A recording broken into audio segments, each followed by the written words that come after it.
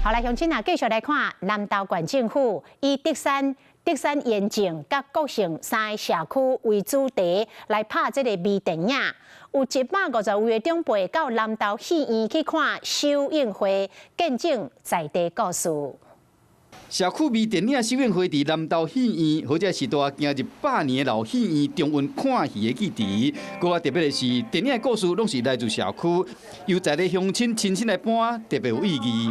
这次的电影是注重于在我们的社区的长辈对我们社区的一些的营造，还有我们的怀念一些古房子古厝的一些的留恋。德山延靖社区透过返乡甲和解故事，和少年一代感受到社区的人情甲互动。国姓社区是以身心障碍囡仔为主角，透过老幼共学甲老母的陪伴，让社区成为儿少成长的保护网。德山社区是表现出较少岁老人照顾较济岁老人日常，时代伫服务中找到人生的第二舞台。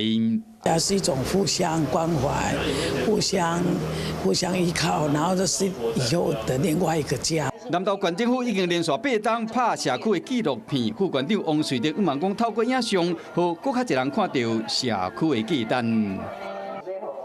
嗨，大家好，我是颖彤。想要来抢先掌握最及时的新闻资讯吗？